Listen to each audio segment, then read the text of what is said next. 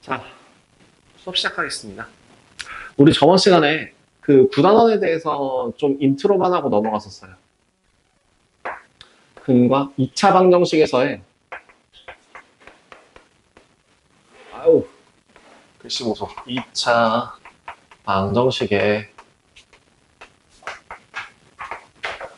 근과 계수와의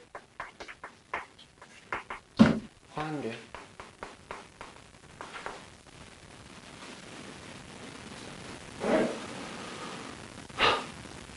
2차 방정식의 근과 계수와의 관계에서 근과 계수와의 관계를 설명하는 방법은 제가 뭘 기억하라고 얘기했었는지 기억나십니까? 두 근을 어디서 구했다라고 가정하고 또 대답 안 해. 또 복습 안 했어. 근의 공식에서 구한 두 근을 기준으로 얘기를 한다라고 얘기했었죠. 진짜 복습 뒤지게 안 하네. 진짜 여기 글씨 내려가고 있냐.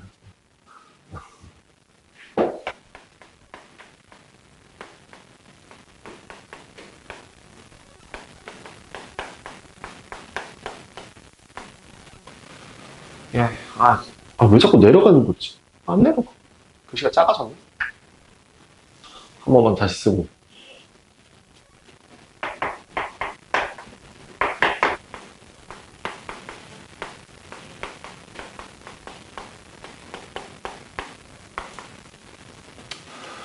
자, 일단요. 복습 좀 해라. 복습 좀 해. 적어도 내가 저번 시간에 무슨 말 했는지는 좀 니네들이 얘기를 할 수 있는 상태가 돼야 되잖아. 지금 그 상태도 아니면 대체 니네는 무슨 개념 공부를 하고 문제를 풀고 있는 거냐. 그러면서 어떻게 수학 숙제는 정답률이 그렇게 높게 나오냐. 그건 베끼고 있는 거지. 그렇게 정성스럽게 조작을 할 거면 차라리 그 시간대 공부를 해라.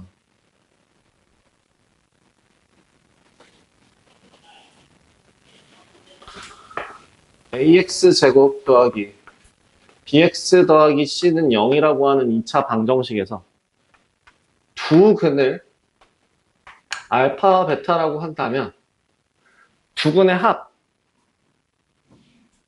어떻게 쓸 수 있다고요? 마이너스 A분의 B라고요. 이것만 기억하지 마세요. 이것만 기억하지 마세요. 어디서 왔는지를 기억하라고 분명 얘기했어요. 그 다음 두 근의 곱은 A분의 C라고 얘기했습니다. 마이너스 A분의 B, A분의 C라고 하는 것들이 제가 숨 쉬듯 자연스럽게 머릿속에서 떠오르고 나도 모르게 쓸 수 있는 상태가 돼야 된다라고 얘기를 했었는데요. 그래서 거꾸로 얘기하면요. 두 근이 알파와 베타이고 x제곱의 개수가 a라고 한다면 요 식을 어떻게 쓸 수 있다고? x-알파 곱하기 x-베타는 0인데요. 얘를 아예 다른 방식으로 a 곱하기 x제곱 마이너스 알파 더하기 베타 x 더하기 알파 베타는 0이라고 뭘 이용해서? 1차항 계수가 합이고요. 부호 반대로. 그 다음에 저기 뭐야 상수항을 곱으로 표현하는 방법에 대해서도 기억을 하고 계셔야 돼요. 그래서 기본 문제 저번 시간에 기본 문제 9-1번을 제가 풀이를 진행했었습니다. 맞죠?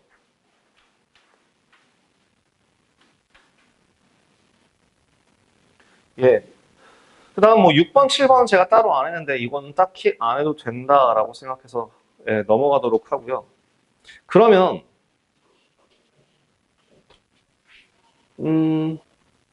근과계수와의 관계랑 혈내근을 한번 다시 복습을 해볼게요. 혈내근이 뭐라고? 제가 그때 이거 정석 구조에 대해서 되게 불만사항을 표시했던 것 중에 뭐가 있냐면 혈내근이 있었어요. 혈내근이 어디서 나왔었죠? 얘는 2차 방정식에 그냥 풀이에서 아마 나왔던 걸로 기억해요. 근데 혈내근이라고 하는 성질이 뭐라고 했죠? 뭐에 따라서?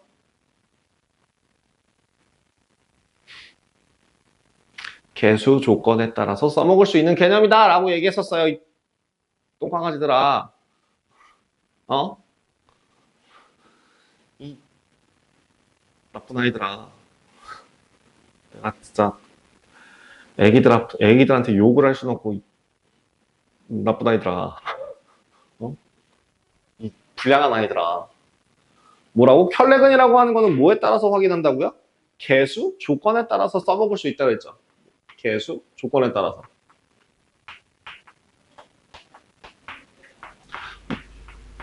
그럼 개수가 만약에 뭐 어떤 조건이 붙어 있으면 A, B, C 모든 개수가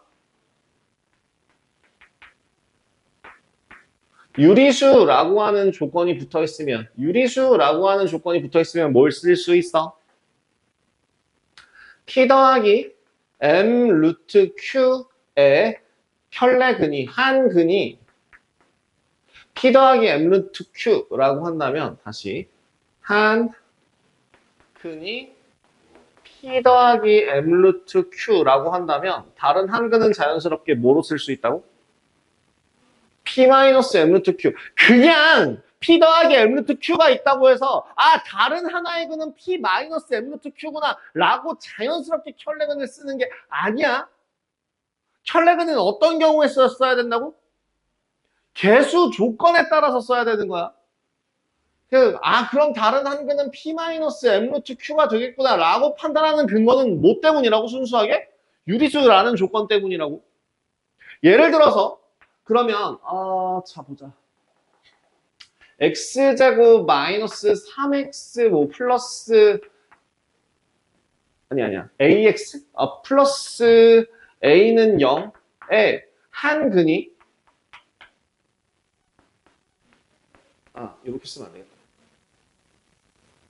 뭐 ax 플러스 b는 0이라고 하는 식의 한 근이 뭐 1 더하기 루트 2라고 할 때 다른 한 근은 뭐야? 몰라요가 맞는 표현이에요. 왜? A, B의 조건이 없어서예요. 그럼 한 근이 1 더하기 루트 2라는 것만으로 여기서 할 수 있는 액션은 뭐가 있을까? 대입이죠. 해가 좋아졌으면 대입이 기본 디폴트 값이니까요. 대입해서 A와 B에 대한 식으로 정리를 해야 됩니다. 그죠? 하지만 무슨 조건이 붙어 있다면? 개수 조건이 붙어 있다면 켤레근 성질을 사용할 수 있다라고 다시 한번 얘기해 드리는 겁니다. 그래서 개수가 모두 실수라고 하는 조건이 붙어 있다면 한 근이 P 더하기 QI라고 할 때 다른 한 근이 뭐가 됐나? P 마이너스 QI라고 하는 켤레복소수를 근으로 갖는다. 뭐에 따라서? 개수 조건에 따라서. 나 지금 벌써 이 자리에서만 10번 넘게 얘기하고 있다. 개수 조건에 따라서 써먹을 수 있다. 그렇다면 9-2번 9-2번 한번 봐봐. 다음을 만족시키는 상수 m의 값을 구하래. 근데 9-2번에 1번 그냥 상수 m 값을 구하라고 되어 있고 문제가 x제곱 마이너스 2mx 플러스 2는 0에 한 근이 1 더하기 루트 3이래. 그럼 다른 한 근은 뭐게? 모른다고. 뭘 해야 된다고? 대입을 해서 식이 성립하도록 만들어야 된다고. 그러니까 식을 그냥 대입해야 돼요. 1 더하기 루트 3의 제곱 더하기 2m 곱하기 1 더하기 루트 3 더하기 2는 0이라고. 그리고 이 식을 싹 정리해 주신다면 얘는 4, 6 더하기 2 루트 3 마이너스 2m 2m입니다. 이건 심지어 유리수 부분, 무리수 부분으로 나누지도 않아요. 왜? m이 유리수인지 무리수인지 모르는 상황이니까. 그럼 뭐 해야 되는 거야? 그냥 방정식 풀듯이 풀시면 됩니다. m 값이라고 하는 애 2 곱하기 1 플러스 루트 3m이라고 하는 그 값이 6 더하기 2 루트 3이기 때문에 m은 뭐가 되고 1 더하기 루트 3분의 3 더하기 루트 3이라고 하는 값이 되고 이제 뭐 하시면 돼요? 유리화 하시면 되겠죠.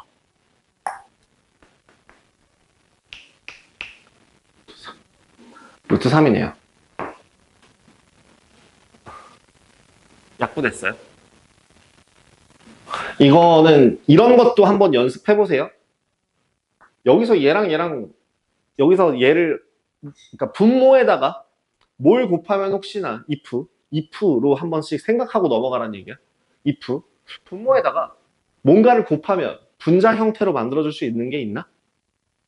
하고 고민을 내가 아까 잠깐 이렇게 하는 동안에 그 생각을 했던 거예요. 아! 뭘 곱하면 루트 3이라는 애를 곱하면 3 더하기 루트 3이라는 모양이 딱 나오네.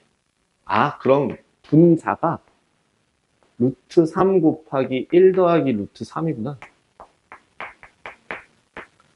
라고 생각하시면 유리화 안 하고 약분하시면 더 빠르게 구하실 수 있죠. 이런 사소한 거 하나하나를 습관화하세요. 이게 습관이 들다 보면 자연스럽게 속도가 올라갑니다.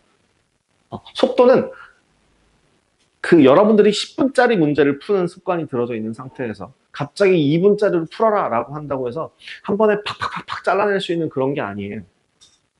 뭐야? 여기 이 버릇에서 5초, 요 습관에서 뭐 한 10초, 여기에서 뭐 또 1초, 2초 이런 것들이 하나씩 합쳐지면서 토탈 결과가 줄어드는 게 그래서 줄어드는 거예요. 아시겠죠? 자, 2번도 볼까요? 2번 뭐래? 부근의 b가 5대 3이래요. x제곱 더하기 mx 더하기 135는 0에 두 근의 b가 3대 5대 3, 5대 3이랍니다. 이거는 사실 어디서 나오는 내용이냐면 중학교 3학년 1학기 2차 방정식에서 도 나와요. 풀어보신 분들도 있을 텐데. 고등과정을 하기 전에 3학년 때. 어떻게 놓고 풀어요? 문자로 놓고 풀죠. 한 문자로. 뭐라 할까? 알파 할까? 그래서 중학교 버전으로 얘기를 해드리자면 이런 식으로 식을 세웁니다. x 마이너스 5알파 곱하기 x 마이너스 3알파는 0이라고 놓고 방정식은 항상 0 써야 돼. 는 0 써야 돼. 니네 는 0 안 써갖고 12점 까인 아이들아. 알았지? 는 0 써야 돼. 그래서 얘를 전개해가지고 얘랑 모양이 똑같다라고 놓는데 근과계수와의 관계 없이 진행할 때는 하지만 우리는 뭘 알고 있기 때문에 근과계수와의 관계를 배웠기 때문에 뭘 이용해서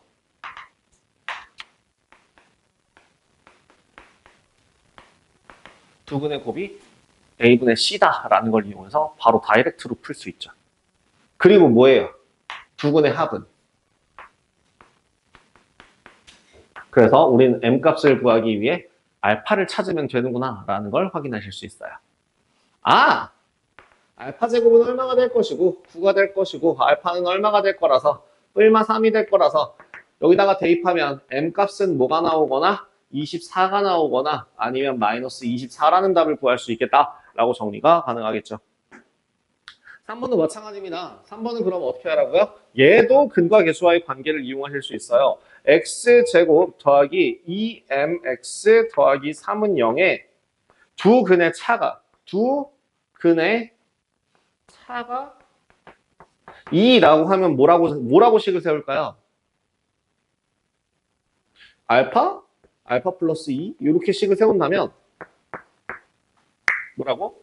알파 플러스 2가 3이고 2알파 더하기 2가 마이너스 2m이래. 이렇게 식을 세운 상태에서 알파 제곱 더하기 2알파 마이너스 3은 0이라고 놓으면 알파 값은 마이너스 3 또는 1 나와요. 이랬을 때 m 값이라고 하는 그 값이 마이너스 알파 마이너스 1이 될 거고 따라서 얼마? 2가 되거나 마이너스 2가 되거나 두 가지 답을 구하실 수 있게 되겠죠.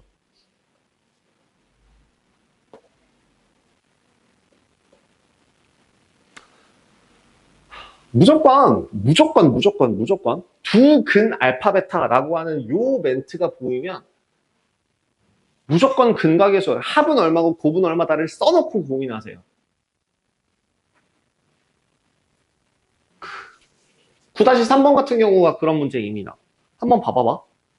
9-3번 문제를 한번 풀어보면 뭐래? x제곱 더하기 ax 플러스 b는 0에 두 근이 알파와 베타래. 알파 더하기 베타는 얼마구나? 마이너스 알파 a구나. 그 다음 알파 베타는 얼마겠다? b겠다. 로 놓고 고민하자고요. 그 다음 두 번째. x제곱 더하기 bx 마이너스 a는 0에 두 근이 알파 마이너스 1과 베타 마이너스 1이래. 또 뭐라고? 알파 더하기 베타 마이너스 2가 마이너스 b이고 알파 마이너스 1 곱하기 베타 마이너스 1이라는 애가 마이너스 a가 되겠구나. 이렇게 식을 세우고 고민하라고요. 네. 문제를 저 1번 자 이때 다음 물음에 답하시고 1번 상수 a의 b의 값을 구하라. 이걸 보기 전에 앞서서 이미 이 식이 나와 있어야 된다고. 그리고 나서 이제 1번 a, b의 값을 구하래. 그럼 이제 뭐 해야 돼? 알파, 베타를 a와 b에 대한 식으로 변형해 주시면 돼요. 봐봐. 알파 더하기 베타 대신에 뭘 쓸 수 있어서? 마이너스 a를 쓸 수 있으니까 마이너스 a 마이너스 2는 마이너스 b라고 하는 식 하나를 찾을 수 있고요.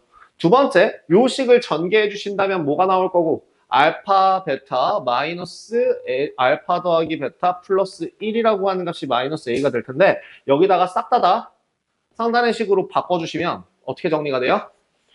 b 플러스 a 더하기 1은 마이너스 a가 돼서 2a. 자, 최종 정리한 식 a 마이너스 b가 마이너스 2. 두 번째 2a 더하기 b는 마이너스 1. a는 마이너스 1이구나. 그럼 b는 1이겠다.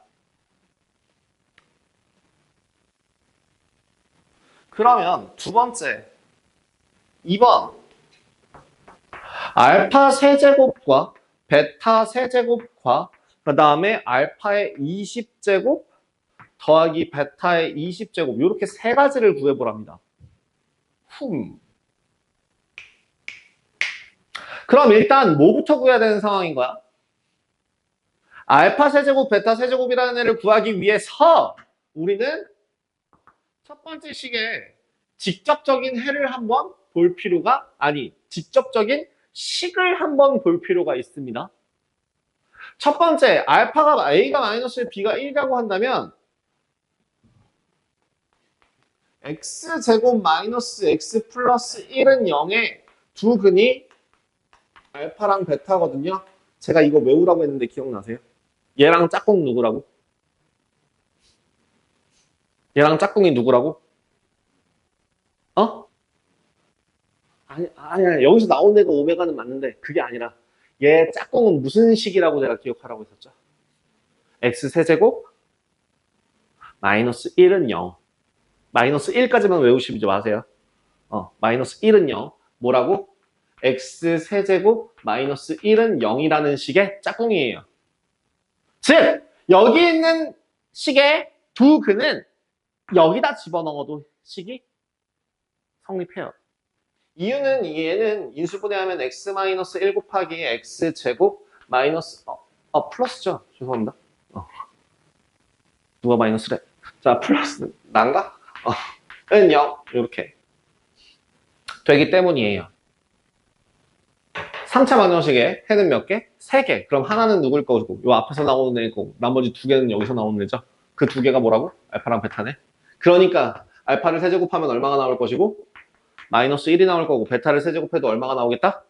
마이너스 1이 나오겠다. 그러면은 알파의 20제곱 더하기 베타의 20제곱이라는 애 대신에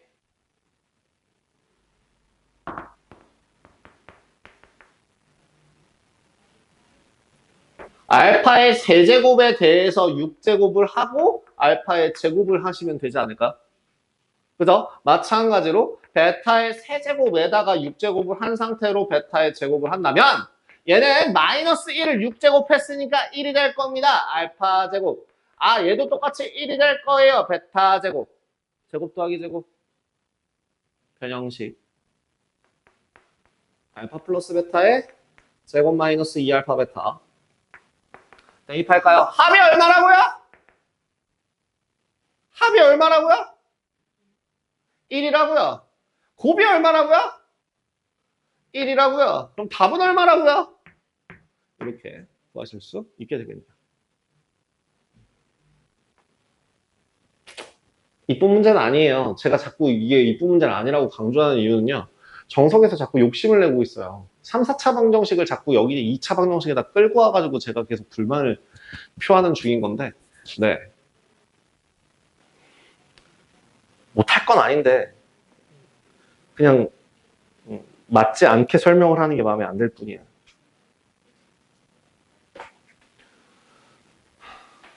다음. 이제 여러분들 인수분해라고 하는 거는 우리 암묵적으로 어디까지만 인수분해해요? 통상적으로는 어디까지만 인수분해를 합니까? 정수 부분까지만 인수분해를 해요, 사실. 끽해봐야 유리수 부분까지도 할까 말까 합니다. 자, 다시 ax 제곱 더하기 bx 더하기 c라고 하는 애를 그냥 2차식을 우리는 통상적으로 어떻게까지 인수분해한다고? px 플러스 q로 rx 더하기 s 이런 식으로 정리했을 때 pq, r, s는 모두 유리수 정도로만 통상적으로 인수분해를 해왔다고요. 근데 사실은 인수분해를 억지로 강제로 무조건 꼭 하게 할 수 있어요. 어떻게 해요? 얘를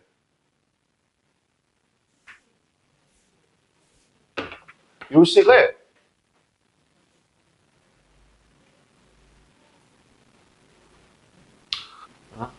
2차식 왜 이렇게 2를 쓸 때 2가 이렇게 붙어서 나오지?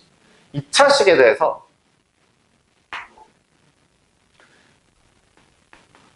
인수분해를 하는 방법은 어떻게 놓으라고? 저 ax 제곱 더하기 bx 더하기 c가 0이라고 가정했을 때 얘의 두 근이 알파와 베타라고 한다면 이면 요 식 자체를 이 형태로 표현을 할 수가 있기 때문에 이 ax 제곱 더하기 bx 더하기 c 대신에 a 곱하기 x 마이너스 알파 x 마이너스 베타로 표현이 가능하거든요. 네. 그래서 등호를 잠깐 방정식이라 치고 근해 공식 써서 강제로 인수분해하는 게 가능하다는 얘기입니다. 아우 죽어봐. 그러면 자 어떻게 하라고요? 저거 근해 공식 안 써도 되는데. 자 그냥 할게요. 다시 4번에 1번. P라고 하는 식이 X제곱 더하기 4XY 더하기 4Y제곱 더 마이너스 2X 마이너스 4Y 빼기 3이라고 하는 애를 근해 공식을 이용해서 인수분해를 하래요. 근해 공식을 이용하라네. 불만이 있지만 일단 하라니까 한번 해보죠. X제곱 더하기 2배의 2x 마이너스 2y 마이너스 1x 더하기 4y 제곱 마이너스 4y 빼기 3 내림차순 정리했습니다. 다음 는 0이 있다 치고 자 여기 가상의 는 이라는 애가 있다 치고 근해 공식을 써보자고요. x는 얼마? 짝수 공식 쓸 수 있어요. 마이너스 2y 마이너스 1 얼마? 루트 2y 마이너스 1의 제곱 빼기 4y 제곱 마이너스 4y 빼기 3 요렇게. 자, 당황하지 말고 식을 한번 전개를 해보시면 4y 제곱 마이너스 4y 더하기 1인데 여기에 마이너스 4y 제곱 플러스 4y 더하기 3이라는 애를 계산해 주신다면 뭐만 남아? 마이너스 2y 더하기 1 얼마 루트 4만 남아요. 얼마가 남는다고요? 2가 남아요. 그러니까 x의 값은 뭐가 나오거나 마이너스 2y 더하기 3이 되거나 아니면 x의 값이 뭐가 되거나 마이너스 2y 마이너스 1이 되거나. 아직 안 끝났다. 뭐 해야 돼? 마지막 한쪽으로 싹 다 몰아서 정리를 하셔야죠. x 플러스 2y 마이너스 3 그리고 x 플러스 2y 더하기 1로 인수분해하시면 됩니다. 사실은 제가 이걸 보자마자 x 더하기 2y의 제곱이었고요. x 더하기 2y였고요. 얘가 먼저 눈에 띄어서 저걸 굳이 근해 공식을 써야 하는가에 대해서 생각을 좀 했었어요. 그죠? 뭐예요? 마이너스 3 플러스 1, 마이너스 3 플러스 1로 인수분해가 되는 게 바로 보였었거든요, 사실은. 네, 별로인 식이었어요. 자, 2번. XY에 대한 두 1차식의 곱으로 인수분해가 된대요. 이게 무슨 말일까? 여기다가 쓸게요. 쓰고 지우죠. X제곱 4XY 3Y제곱 2X 8Y K거든요. 1차식의 곱으로 된다는 건 만약에 뭘 이용해서 근해 공식을 이용해서 억지로 인수분해를 했을 때에 마이너스 2a분의 마이너스 b 뿔마 루트 b제곱 마이너스 4ac라고 하는 이 루트 안에 있는 값이 뭐가 돼야 돼? 완전 제곱식이 돼야 돼요. 그럼 결국에 얘가 1차식이 된다는 얘기인데 그 얘기는 요 D 안에 Y라는 애가 들어갈 거라고. 근데 1차식이라고. 그렇다는 얘기는 뭐예요? D가 완전 제곱식이어야 된다고요. 실제로 한번 보여드릴게요. 자, 내림차순 정리 한번 해봅시다. 내림차순 정리 한번 해봐요. x제곱 더하기 2배에 2y 더하기 1x 더하기 3y제곱 더하기 8y 더하기 k인데요. 여기에서 근해 공식, 짝수 공식 마이너스 2y 더하기 1 뿔마 루트 2y 더하기 1의 제곱 마이너스 3y 제곱 더하기 8y 더하기 k거든요. 여기서 중요한 게 뭐라고? 요 루트 안에 있는 애가 루트 밖으로 나와야지만 정상적인 1차식이라고 표현을 할 수 있다고요. 그럼 루트를 벗겨서 나올 수 있는 방법은 뭐야? 0 아니면 제곱수잖아. 그치? 완전 제곱식이 돼야 된다고. 그럼 이 애를 정리한 누구? y제곱 마이너스 4y 마이너스 k 더하기 1이라고 하는 이 안에 있는 요 놈이 완전 제곱식이었다고. 그러니까 두 번째 판별식에 대한 판별식을 다시 썼을 때 판별식에 대한 판별식을 썼을 때 얼마가? 4 플러스 k-1이고 그 값이 0이 돼야 된다고요. 그래서 저기 아, 이거는 진짜 도저히 안 되시면은 패턴화해서 외우셔도 되기는 하는데요. 추천드리지 않아요. 이해를 하시는 게 제일 필요하고요. 이해가 도저히 안 될 때는 이렇게 기억하세요. 1차식의 곱으로. 그럼 XY가 1차식이려면 판별식의 판별식을 쓰면 되겠구나라고 입력하세요. 도저히 안 되겠다 싶으면. 네, 그건 추천드리지 않아요. 왜 판별식의 판별식을 써야 되는지에 대해서 설명을 해드린 거예요. 1차식이 되려면 뭐 해야 된다고? 루트 밖으로 나와야 된다고. 루트 밖으로 나오게 되려면 그 안에 있는 식이 뭐 해야 된다고? 완전제곱식이어야 된다고. 그렇기 때문에 다시 판별식을 쓰면 그 판별식의 값이 얼마가 된다고? 0이 된다고. 요렇게 순서대로 기억을 해 주시면 좋을 것 같아요.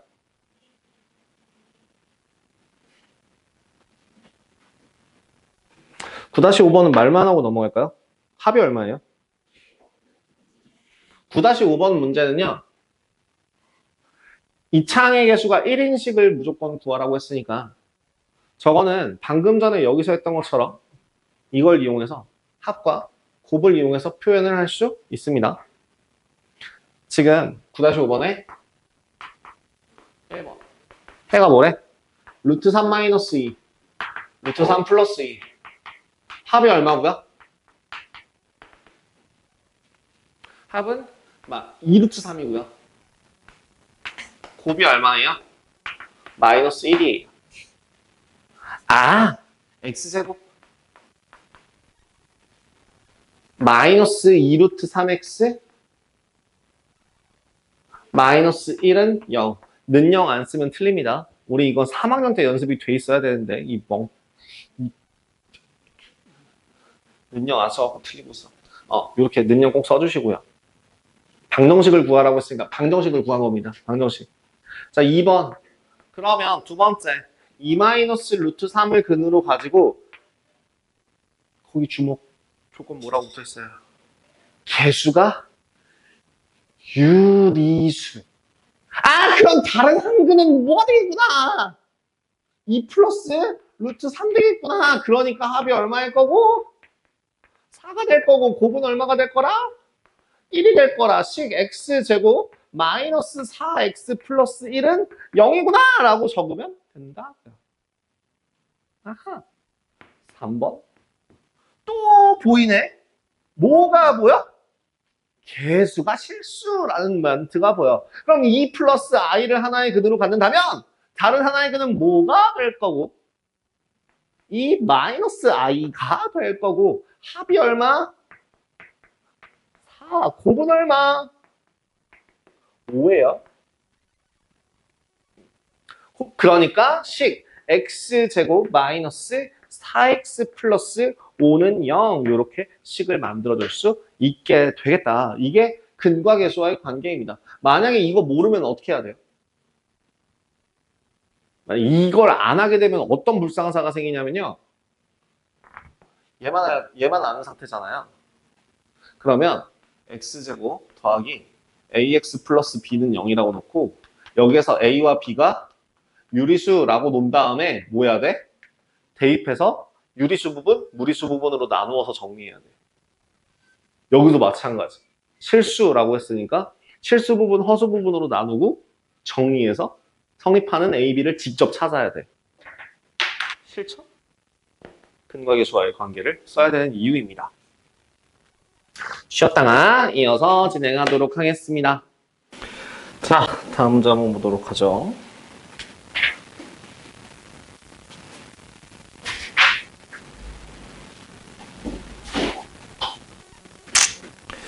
그 9-6번은 그럼 어떤 식으로 풀어야 될지 감이 와요? 일단 뭐부터? 일단 알파 플러스 베타, 알파 베타부터. 그죠? 9-6번. 지금 x제곱 마이너스 4x 플러스 1은 0에 두 근이 알파 베타다. 나오자마자 바로 뭐부터? 알파 더하기 베타는 얼마구나? 4구나. 알파 베타는 얼마구나? 1이구나. 이렇게 두 가지를 잡고서 1번에 있는 이 알파 더하기 베타와 이 알파 더하기 2베타를 근으로 갖는 새로운 방정식을 찾아보자. 그럼 합이 어떻게 생겼는데 합은 그치 3알파 더하기 3베타가 될 텐데 그러면 안정적으로 12라고 하는 답을 찾을 수 있겠네. 그럼 곱은 어떻게 될까? 곱은 2알파 더하기 베타와 알파 더하기 2베타를 전개하시면 2알파 제곱, 2베타 제곱, 더하기 5알파 베타 이렇게 정리가 될 거예요. 자, 마지막 변형 2 곱하기 알파 제곱 더하기 베타 제곱인데요. 이 어떻게 바꿀 수 있다고? 2 곱하기 알파 플러스 베타의 제곱 마이너스 4알파 베타 더하기 5알파 베타 즉 플러스 알파 베타 이렇게 정리가 가능하다는 얘기죠. 대입해 봅시다. 얼마? 16의 2배 32, 33. 아, 그래서 요 방정식의 답은 방정식은 x제곱 마이너스 12x 더하기 33은 0이라는 답을 구할 수 있겠구나. 이렇게 계산이 되는 겁니다. 두 번째, 2번도 마찬가지예요. 똑같은 식으로 진행하면 됩니다. 두근이 여기다 써야겠다. 두근이 뭐랑 뭐라고 했으니까 알파 제곱 더하기 베타분의 1과 베타 제곱 더하기 알파분의 1이라고 한다면 합은 알파 제곱 더하기 베타 제곱 더하기 알파분의 1 더하기 베타분의 1 변형 한번 해볼까? 알파 더하기 베타의 제곱 마이너스 2알파 베타 더하기 알파 베타분의 알파 플러스 베타. 문제 없죠? 대입할까요? 16 마이너스 2 더하기 1분의 4 계산하시면 18. 다음 곱은요? 곱은 알파 제곱 더하기 베타분의 1 곱하기 베타 제곱 더하기 알파분의 1 전개하시면 알파 제곱 베타 제곱 더하기 알파 더하기 베타 더하기 알파 베타분의 1 대입해봅시다. 1 더하기 4 더하기 1은 6. x제곱 마이너스 18x 플러스 6은 0이라는 식이 만들어지겠구나. 이렇게 차근차근 하시면 됩니다. 그러니까 이거를 굳이 알파 제곱 더하기 베타분의 1, 베타 제곱 더하기 알파분의 1 이딴 걸 구하는 게 아닌 문제라는 것만 기억해 주세요. 계속 곱셈 공식 변형을 자유자재로 써야 하기 때문에 그래서 여러분들이 1단원에 있는 그 내용이 참 중요했다라는 겁니다.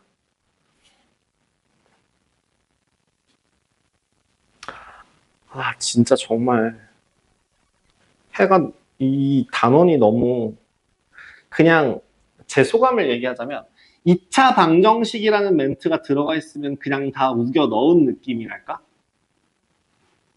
그래서 안 맞아요. 이 시중교재랑 정석이 너무너무 안 맞아요. 여기 있는 이 2차 방정식의 정수근이라는 파트는 사실 어디에 해당하는 문제냐면 여러분들이 한번 배워보신 분들은 아시겠지만 시중교재상으로는 부정방정식이라고 하는 파트에 해가 모두 정수해일 때라는 파트입니다. 그래서 지금 이 교재에서 하고 싶은 말이 뭔지랑 그거를 한번 좀 따로 보여드릴게요. 그래서 RPM에서는 이 파트가 쫙 뒤에 나와요. RPM 기준으로 보여드리자면 RPM 기준으로는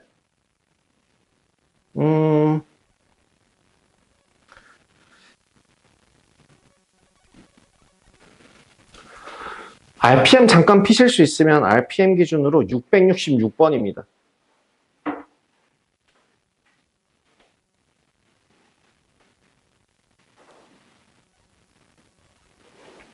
RPM 기준으로 666번에 해당하는 문제입니다.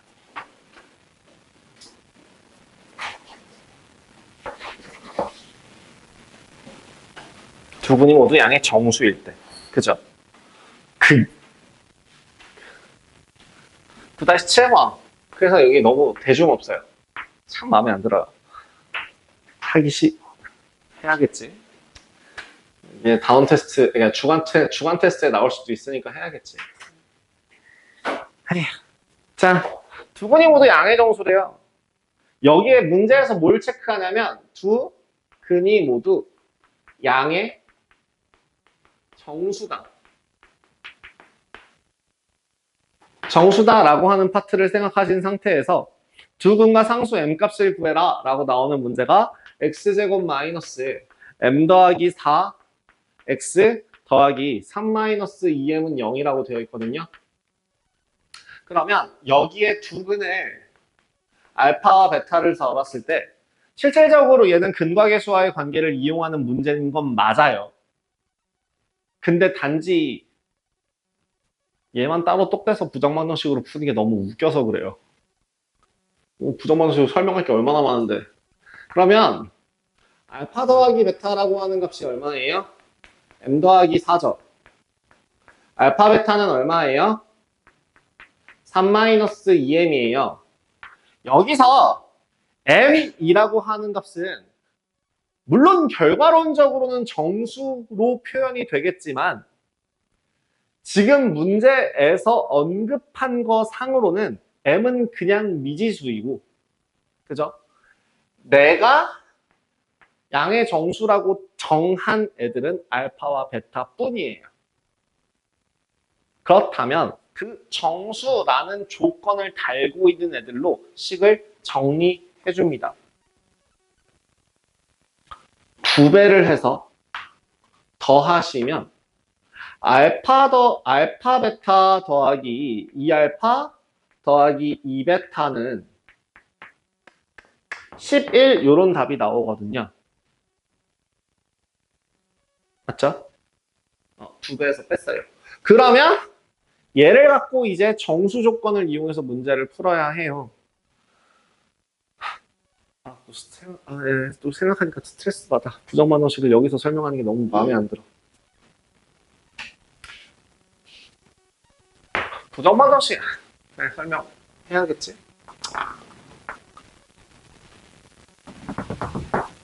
여기 설마 실수 조건도 나오니? 아니지. 심지어 저 실근의 보호라고 하는 거는 2차 부등식 파트예요. 우리 시중교재상으로. 진짜 뒤죽박죽 진짜. 부정반응식에 대해서 간단하게 설명할게요. 부정반응식이라고 하는 애는 여러분들 뭐 배우셨으면 배우셨겠지만 부정방정식이라고 하는 애는 사실 어디에 포함되어 있는 문제냐면 여러 가지 방정식이라고 되어 있는 뒤에 지금 이 2차 방정식 다음 단원이 2차 함수고요. 2차 함수 다음 단원이 여러 가지 방정식, 그 다음 단원이 여러 가지 부등식입니다. 여러 가지 방정식에서 제일 앞부분에 설명하는 게 3, 4차 방정식. 그 다음에 두 번째 가운데에서 설명하는 애가 이제 연립 방정식. 어디까지? 연립 2차 방정식. 1차 연립 방정식, 2차 연립 방정식. 아마 2차가 앞에 올 거예요. 그리고 마지막 세 번째가 부정 방정식이라고 해서 이렇게 세 가지 파트가 여러 가지 방정식이라고 하는 타이틀에 포함되어 있는 내용들이거든요. 근데 3, 4차 방정식이라고 하는 애에서 여기서 사실 오메가도 여기서 나와요. 그러니까 제가 오메가 설명할 때 꽁시렁꽁시렁 거리면서 얘기했던 이유가 이거고요. 두 번째, 부정반응식 파트도 여기서 따로 또 설명을 해야 될 것들을 여기서 따로 똑 떼서 얘만 갖고 설명하는 게 너무 기가 막혀서 마음에 안 들어서 그래요. 그럼 부정방정식이라고 하는 건요, 연립방정식의 연장선으로 볼 수도 있거든요. 여러분들한테 제가 혹시 그 얘기를 했던가요? 연립방정식이라는 거의 해법에 대해서 제가 가볍게 언급하고 넘어갔던 적이 있어요. 기억을 못 하시겠지? 연립방정식이라는 거는 해법이 뭐게? 해법, 풀이 방법이 뭐게? 1차 방정식의 풀이 방법, 2차 방정식의 풀이 방법 뭐 이런 것처럼 연립 방정식은 풀이 방법이 정해져 있어요. 이 기본적으로 이제 여러분들이 교과서 상에서 있는 연립 방정식을 풀었을 때 중학교 2학년 때 연립 방정식을 풀었죠. 중학교 2학년 때 연립 방정식을 풀 때 뭘 했었냐면 두 가지 방법을 이용했었어요. 가감법과 대입법을 이용했단 말이죠. 왜 가감법을 쓰고 왜 대입법을 쓸까요? 가감법과 대입법을 사용하게 되면 어떻게 식이 바뀌는데요? 몰라요. 선생님이 시켰어요. 라는 말 말고 문자가 줄어들어요. 정확하죠. 그래서 사실 그 연립 방정식의 풀이는 이거 너무 뒤죽박죽 설명이라 너무 막 이렇게 마음에 안 들어. 막 진짜 내가 만약에 여기 있는 주말 테스트 같은 경우는 아예 막 배제하거나 나중에 다시 한다 하고 넘어갔을 것 같아. 여기는 내가 정석을 고칠 힘이 없네. 자, 그 연립 방정식의 가장 기본적인 풀이는요.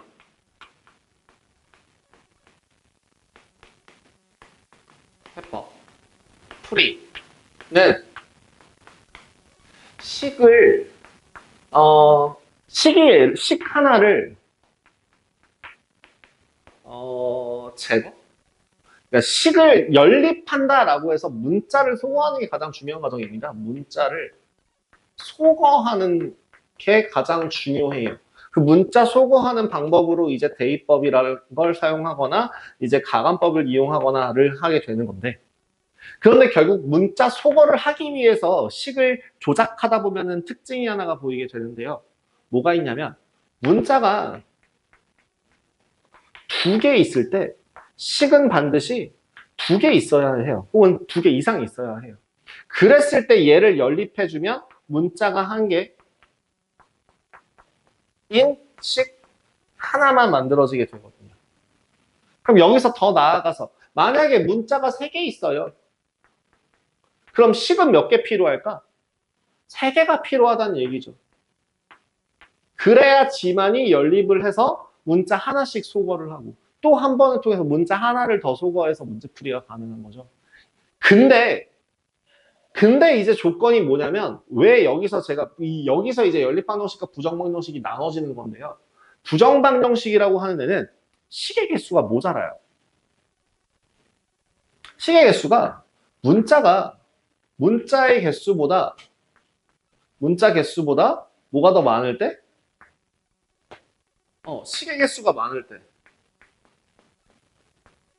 크거나 같은 것도 아니고 커야 돼. 대신에 뭐가 붙어 있냐면 플러스로 조건이 붙어요.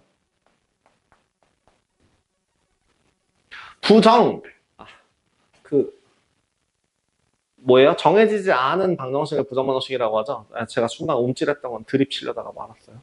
자, 어쨌든 그래서 식 하나 대신에 조건을 달아서 그 조건을 이용해서 문제를 푸는 거를 부정방정식이라고 하는데요. 그 조건은 크게 두 가지가 나눠집니다. 정수 조건하고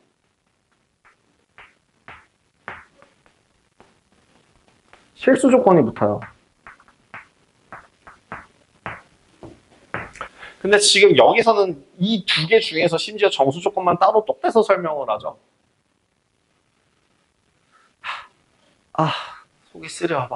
신경 쓰다 막 속이 쓰려. 좋지 않아. 정수 조건 같은 경우에는요. 뭘로만 어떤 최종적으로 식을 정리했을 때 괄호괄호는 K라고 하는 형태로 만들어주는 게 목표예요. 그러기 위해서 뭘 한다고요? 강제로 인수분해를 합니다. 인수분해를 강제로 해요. 그래서 한쪽에 덩어리 곱하기 덩어리를 강제로 만들어줍니다. 방금 전에 봤던 알파 플러스 베타라고 하는 값이 m 더하기 4이고 이거 왜 지웠니나 알파 베타라고 하는 값이 3-2m이라고 할 때 이거 정리한 식이 알파 베타 플러스 2알파 플러스 2베타가 11이라고 하는 식까지 구했었어요. 그죠? 그렇다면 하는 방법은 이렇게 됩니다. 한 문자로 내림차순 정리하세요. 한 문자를 강제로 내림차순 정리하게 되면 알파 곱하기 베타 플러스 2라는 모양이 나와요. 그럼 우리의 이제 목표는 뭐냐면 공통 인수를 강제로 만들어줍니다. 어디에 있는 모양에 맞춰서? 요 앞에 있는 모양에 맞춰서 강제로 공통 인수를 만들어줘요. 그렇다면 지금 이 뒤에다가 얼마를 더해주게 되면 베타 플러스 2라는 인수를 만들어줄 수 있을까? 4죠. 그죠? 4를 더해줘야지만 이 2 곱하기 베타 플러스 2라는 형태로 만들어준다는 얘기죠. 그래서 식 정리가 됩니다. 알파 더하기 2 곱하기 베타 더하기 2라고 하는 값이 15라고 하고 알파와 베타는 모두 다 정수이니 정수를 곱해서 정수가 나오도록 정수 곱하기 정수는 정수가 되도록 하는 순서 쌍을 생각하시면 됩니다. 근데 여기에 조건 또 뭐가 붙어 있어요? 그냥 정수도 아니야. 양의 정수라고 붙어 있어요. 그러면 일단 기본적으로 15라는 애는 뭐 곱하기 뭐? 1 곱하기 15 또는 3 곱하기 5 또는 5 곱하기 3 또는 15 곱하기 1이 되는데요. 알파 더하기 2가 1이라고 할 때 얘는 양의 정수가 나오지 않아요. 마찬가지로 얘도요. 그래서 여기는 알파가 1, 2고 베타가 3이라는 해가 나오고 여기는 알파가 3, 2고 베타는 1이라는 해가 나옵니다. 선생님 이거 이렇게 쓰면 되나요? 알파는 1 또는 3이고 베타는 1 또는 3이다. 안 돼요. 말도 안 되는 겁니다. 이게 무슨 뜻이게? 이건 무슨 의미인지 아세요? 이렇게 쓰는 거예요, 의미는. 이거 순서상 몇 개 나오게? 이거 순서상 4개 나와요. 알파가 1일 때 베타가 1, 알파가 1일 때 베타가 3, 알파가 3일 때 베타가 1, 알파가 3일 때 베타가 3이라고 하는 게 다 성립한다는 얘기라서 이렇게 쓰시면 안 돼요. 어떻게 쓰라고? 알파가 1, 2고 베타가 3이거나 또는 알파가 3이고 베타가 1이다 라고 나와야 해요. 그래서 이 정수 조건이라고 하는 애를 여기서 설명하고 싶지 않았어요. 분명 뒤에 또 나올 게 뻔하거든요. 버리고 싶다. 그럼 666번 한번 얘네 풀어봐요. RPM에서. 뭐 책에다 잠깐 푸셔도 되고 노트에다 푸셔도 되고요. 일단 그 문제는 어쨌든 지금 잠깐 맛보기로 한번 풀어보시죠. 어떻게 돼요? 거기다 풀어놓고 나중에 그 부분 숙제로 나갈 때 옮겨 적으셔도 돼요. 책에다가 일단 적으시고.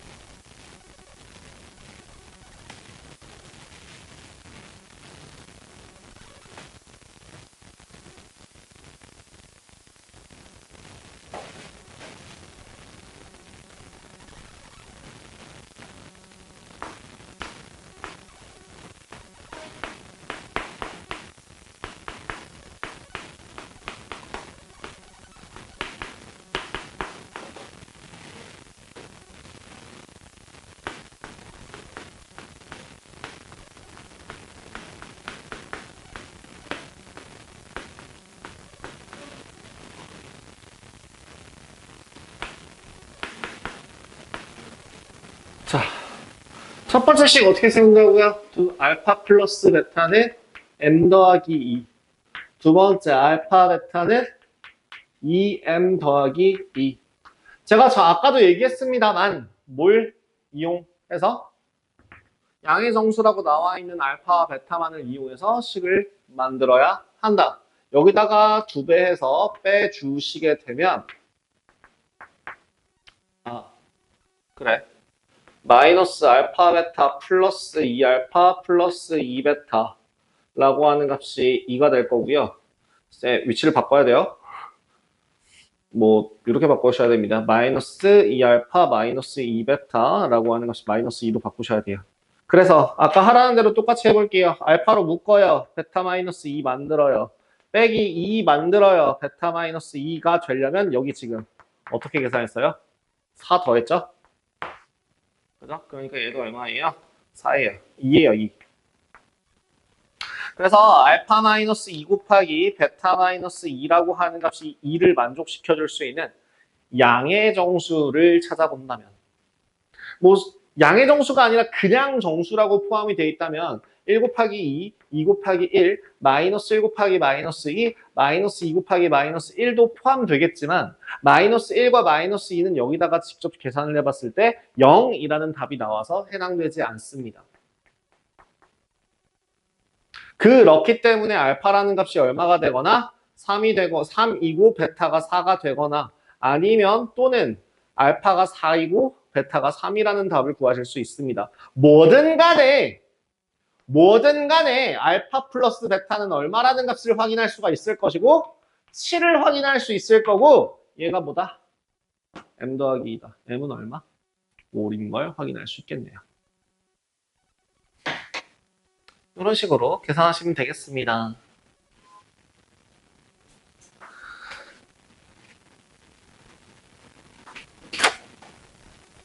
마음에 안 들어. 그러면 98번도 마찬가지예요? 9-8번도 마찬가지죠? 9-8번. 뭐요? 알파 플러스 베타는 얼마? 2m. 알파 베타는 얼마? 2m 제곱 마이너스 2. 그럼 이번에는 어떤 식으로 해서 m을 지워버려야 될까? 얘는 m이라는 값에다가 알파 더하기 베타를 대입하면 소거가 되겠죠. 실제로 이걸 써야 됩니다. 그래서 알파 베타라고 하는 식이 2 곱하기 4분의 알파 플러스 베타의 제곱이 될 거고 이 식을 정리해 주신다면 2알파 베타는 알파 제곱 더하기 2알파 베타 더하기 베타 제곱 마이너스 4라고 하는 답이 나오게 됩니다. 정리할까요? 알파 제곱 더하기 베타 제곱은 얼마라고요? 4라고요. 자, 정수 조건에서 제곱 더하기 제곱이 4가 나오려면 아이디어 한번 짜내보세요. 어떤 순서쌍이 있을까요? 제곱해서 얼마가 되고? 1이면 3이어야 되니까 정수가 아니잖아요. 가능한 애는 누구밖에 없어요? 0하고 4밖에 없습니다. 그러면 그러면 얘는 정리했을 때 알파 제곱이 0일 때 베타 제곱이 4이거나 아니면 또는 알파 제곱이 4일 때 베타 제곱이 0이라는 답이 나옵니다. 정리해보죠. 알파, 베타라는 순서쌍으로 생각한다면 얘는 몇 콤마면? 0,2 아니면 0, 마이너스 2 가능하고요. 또 2,0 또는 마이너스 2,0이라고 하는 이렇게 4개의 순서쌍을 구하실 수 있습니다. 그래서 알파 더하기 베타가 얼마가 되므로? 2가 되므로 얘가 2m이라고 한다면 m 값은 얼마? 1인 걸 확인하실 수 있겠네요. 그럼 두 근은 그럼 뭐가 돼요? 두 근은 0과 2가 되거나 또는 0과 마이너스 2가 되시겠다. 이렇게 두 가지 세트가 나올 수 있겠네요. 근데 지금 문제에서는 뭘 이용했냐면 뭐 판별식을 이용해라, 막 근해 공식을 이용해서 뭐 이런 걸 쓰라고 되어 있는데요.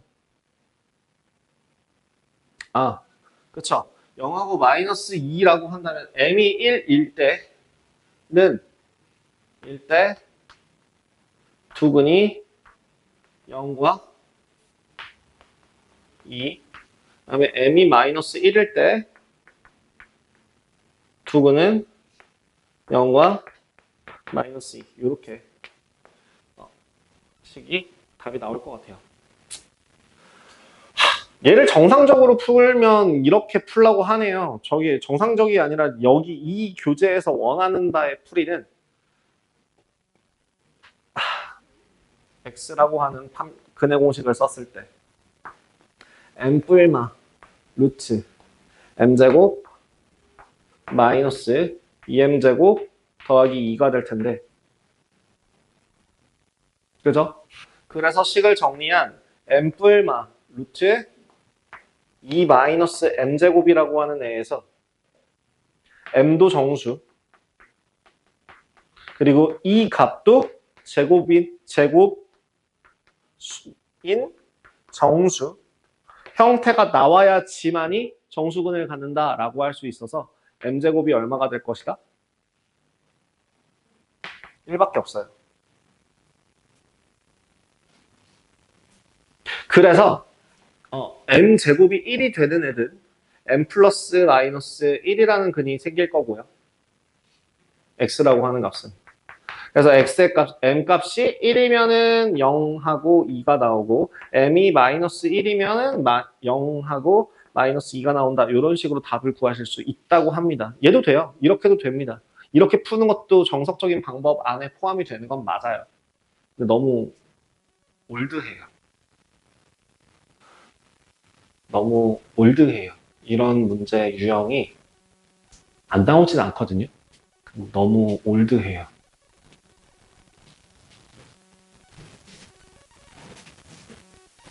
그리고 이렇게 칠 거면 근과계수가 아니라 판별식으로 가야지. 왜 여기서 나오고 난리야.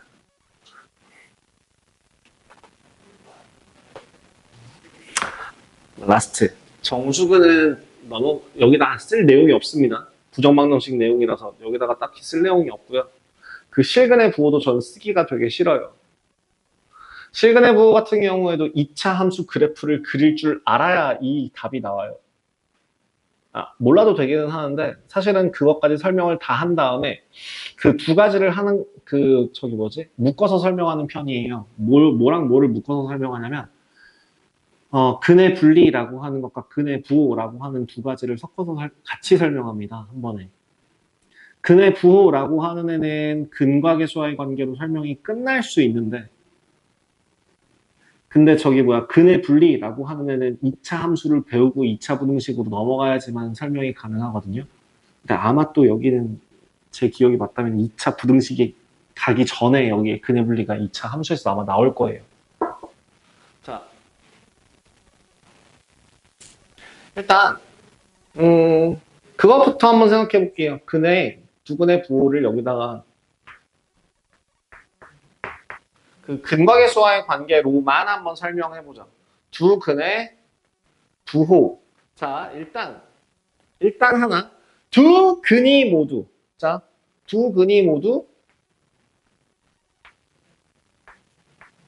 양수 또는 두 근이 모두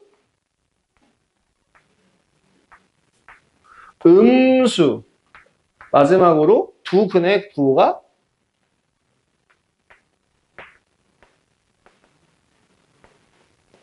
반대라고 하는 이 세 가지 경우가 있다면 여기서 암묵적으로 뭘 포함할까? 음수, 양수를 논할 수 있다는 건 0보다 크다 작다를 표현할 수 있다는 건 여기에 암묵적으로 들어가 있는 내용은 실근이란 얘기예요. 음수인지 양수인지 확인할 수 있는 거는 실수밖에 없습니다. 허수는요, 마이너스 붙어 있어도 음의 허수 이딴 소리 안 하잖아요. 그죠?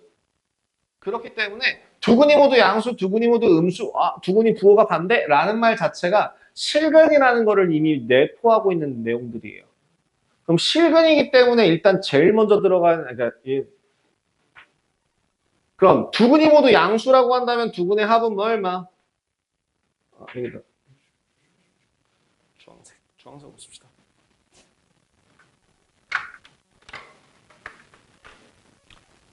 두근의 부호가 두근의 합이 양수, 두근의 곱은 양수. 근데 중요한 건 뭐라고? 뭘 포함하는 내용이라고? 실근인 걸 포함하는 거라고. 그래서 b제곱 마이너스 4ac라고 하는 이 판별식이 0보다 크거나 같다라고 하는 내용을 내포해요. 무조건 써야 돼요. 두 번째, 두근이 모두 음수 같은 경우는 합은 음수. 합은 음수. 여기 있는 곱은 뭘 뜻해? 둘 사이의 부호가 서로 같아요, 달라요를 뜻하죠. 그리고 뭘 또 쓰라고? b제곱 마이너스 4ac는 0보다 크거나 같다 라고 하는 실근 조건을 쓰셔야 돼요. 두근의 부호가 반대일 때는요. 누가 더 큰지 누가 더 작은지 알아 몰라? 마이너스 1 더하기 2는 1이니까 양수지만 마이너스 2 더하기 1은 마이너스 1이라서 음수예요. 어떤 더했을 때 양수가 될지 음수가 될지 아는 방법이 없습니다. 그래서 얘는 언급하지 않아요. 뭐만? 곱만 봐요. 곱이 음수이면 됩니다. 하나 더. 그럼 곱이 음수라는 얘기는 알파베타라고 하는 애가 아까 a분의 c라는 근과계수의 표현으로 나올 수 있다 했는데 얘가 음수다라고 하는 건 결국엔 ac가 음수라는 얘기예요. 맞죠? 그러면 우리 판별식이라고 하는 애가 b제곱 마이너스 4ac였는데 이 b제곱을 하게 되면 뭐가 되죠? 얘는 b제곱은 일단 기본적으로 0보다 크거나 같거든요. 그 다음 마이너스 4ac는 0보다 어떨까요? 클 수밖에 없어요. 그러면 0보다 크거나 같은 애랑 0보다 클 수밖에 없는 애를 더하면 보나마나 판별식은 무조건 0보다 크다가 되거든요. 누구로? 이 조건 하나로 판별식이 0보다 크다라는 조건까지 만족시켜요. 그래서 쓰지 않아요. 따로 쓰지 않습니다. 딱 여기까지만 적어요.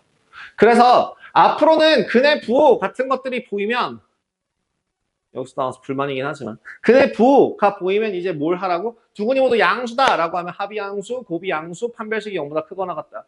두근이 모두 음수다라고 하면 합이 음수, 곱이 양수, 판별식이 0보다 크거나 같다.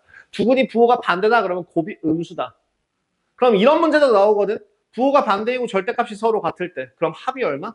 0. 이런 것까지도 포함해서 여러 가지들 문제 풀어주시면 되겠습니다. 그래서 138페이지에 대한 내용 은 풀이 안 해도 되지 않을까? 여기서 제가 불만인 내용이 이거예요. 이걸 하게 되면 굉장히 높은 확률로 9-9번처럼 또 2차 부등식이 나오거든요.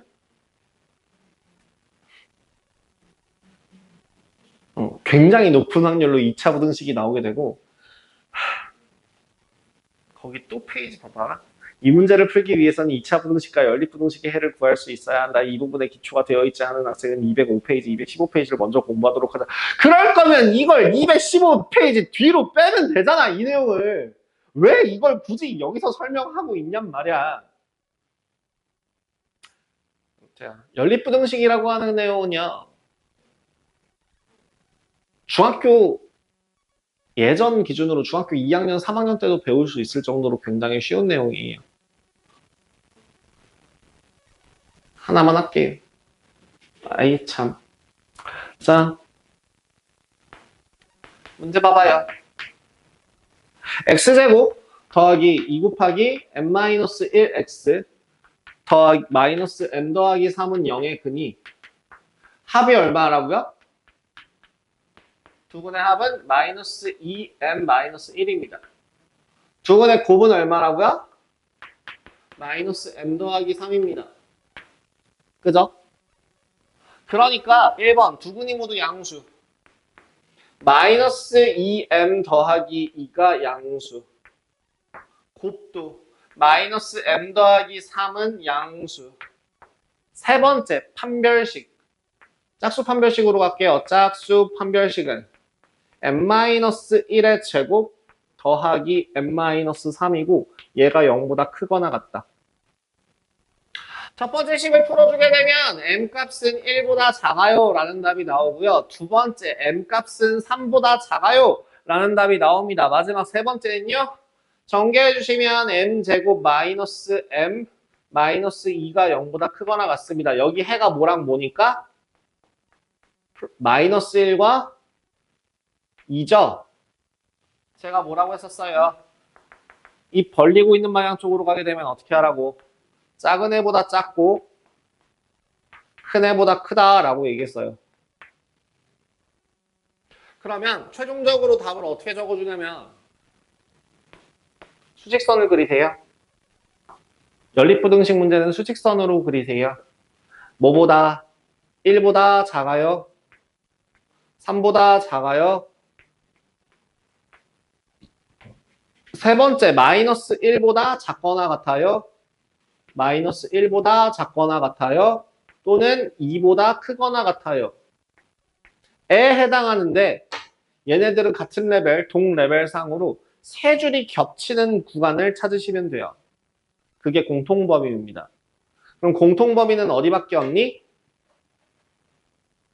여기밖에 없어요. 그래서 m값은 마이너스 1보다 작거나 같구나 라고 답을 구해주시면 되는 문제고 이게 여기서 나오는 게 전 자꾸 불만적인 표현을 합니다.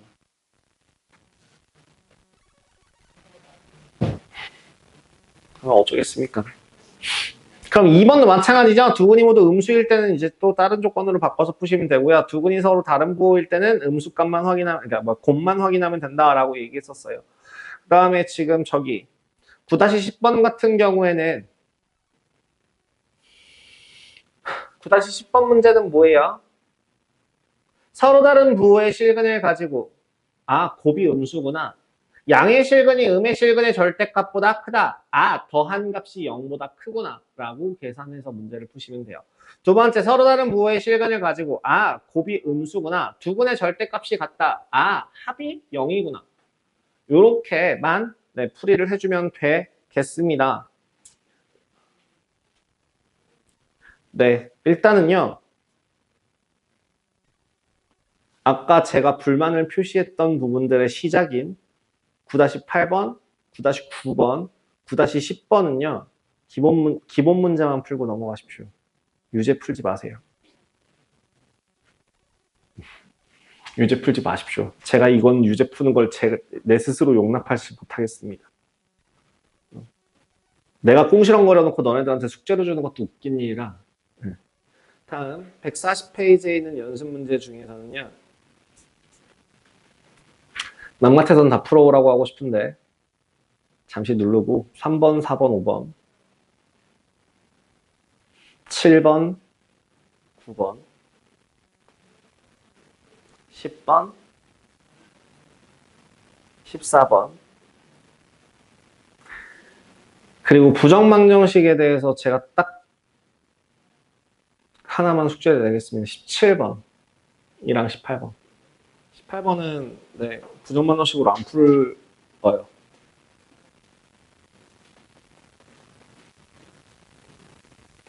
부정망정식으로 풀 수도 있죠. 부정망정식으로 보통 안 풀어요.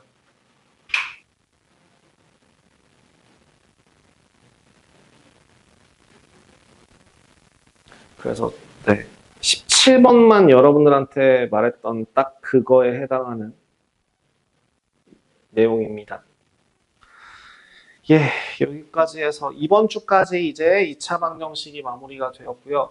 다음 주부터는 이제 2차 함수 쪽을 진행을 하게 될 거예요. 10단원, 11단원까지? 아마 12단원인가? 잠시만요. 11단원일 거예요. 11단원까지 하게 되면은 이제 2주간 3학년 2학기 거 하는 시간으로 진행이 될 예정이고요. 그렇게 2주가 지난 다음부터 다시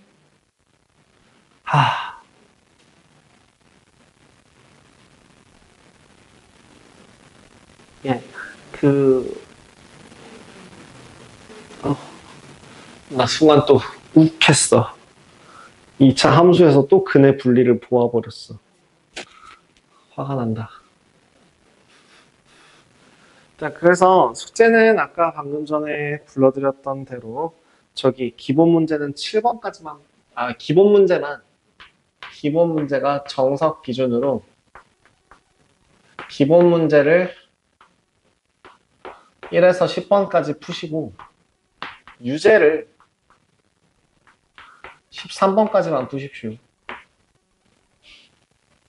맞을걸? 그죠? 그 다음에 이제 연습 문제가 아까 좀 많긴 한데 연습 문제로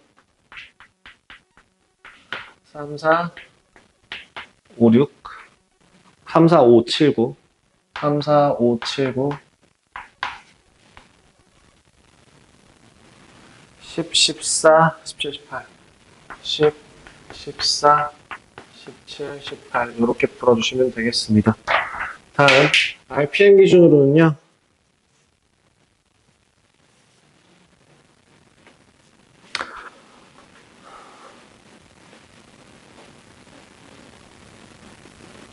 우리가 저번 시간에 숙제가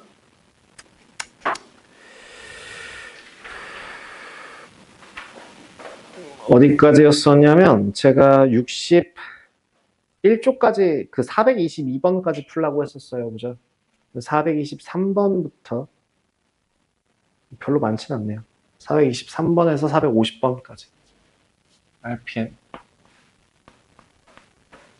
423번에서 450번까지 문제 푸시면 되겠습니다. 거기에다가 추가적으로 교재들 채우시고요. 그 다음에 시험에 꼭 나오는 문제 좀 풀어서 주시고요. 다음에 지금 이제 한 15분 정도 시간이 남았는데요. 15분 남은 시간 동안에 촬영 끝내고 채점하고 개별적으로 질문할 거 질문하면서 공부할 시간 좀 드리도록 하겠습니다. 예, 촬영 여기까지 할게요.